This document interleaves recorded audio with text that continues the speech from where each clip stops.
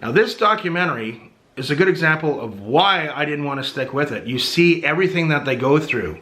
All kinds of problems with touring, screwed over by promoters, club owners, some of the conditions that they have to gig in.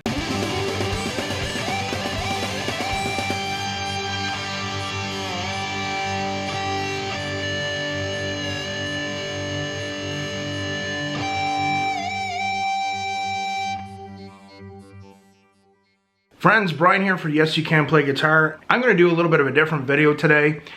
I want to talk to you guys about an amazing documentary about a band that I've seen many years ago.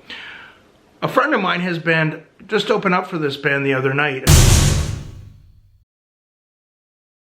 And I thought, man, that's a great documentary. I need to do a review of this, even though it's, you know, almost 15 years old. We live in an age now where every band has documentaries, part 1, part 2, part 3.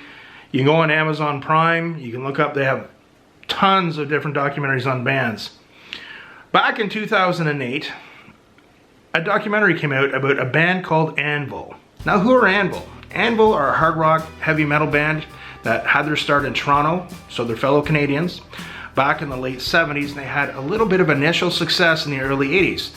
Touring with and performing with bands like Bon Jovi and the Scorpions. And then they kind of faded into relative obscurity.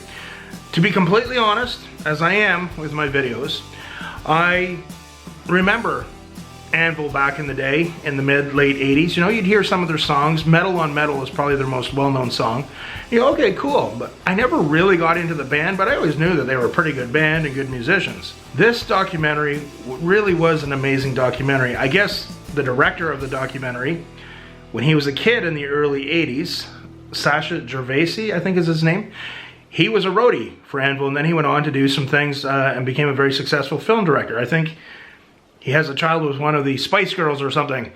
I'm not an expert on that, that's with my little knowledge. But anyway, he came back in 2008 and decided to do a documentary about them. To be completely honest, I remember hearing some things about, you know, I didn't even really know that Anvil was really even still together. I really never knew what happened to them. In my past videos, when I talk about why most bands fail, I talk about personalities, the difficulties you're going to have playing in a band. This was a fascinating documentary. It highlights in the beginning, shows some of their initial success and highlights with a lot of famous musicians like Lars Ulrich from Metallica, Slash from Guns N' Roses, Scotty Ian from Anthrax, and Lemmy, of course, from the legendary Motorhead, talking about how great they thought Anvil were and how much of an influence they were on a lot of hard rock metal bands in the early 80s, and then saying, I don't really know what happened to them. They just kind of disappeared. When you watch this documentary and you see what these guys went through, what they struggled through, what their families went through, it really is an eye-opening documentary. For me, my brief taste in playing in metal bands when I was much younger, I realized relatively quickly in on it. You know, I kind of got rid of that dream of being a big star and making tons of money from performing in bands. You know, I mentioned that I had a good friend of mine had some initial success and some cool things happened to him.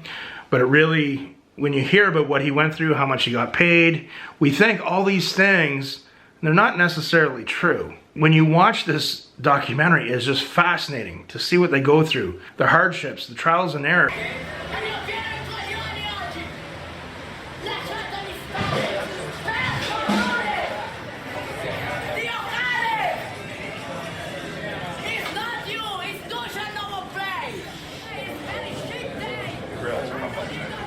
The two main members of Anvil, you have Steve Lips Kudrow, who is the lead guitar player and vocalist, and also Rob Reiner, who's the drummer, a very well-respected drummer in the drumming community. They're just like brothers, they're friends. It shows them they get into fights, they make up. You fucking listen to me, you fucking asshole! Listen, man, I'm sorry, buddy. Okay? Listen to me, I'm sorry. They've been together through this long, hard journey, and they just keep sticking it out. It's going through their day jobs. It shows them on the road when they're gigging. It shows them, you know, showing up to playing to like no people.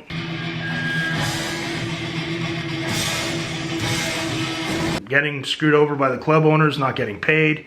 I never weren't paying us before we fucking played, and we wouldn't have fucking piece played. Of shit. You fucking pay me. You're gonna fuck us for the road. They never pay me.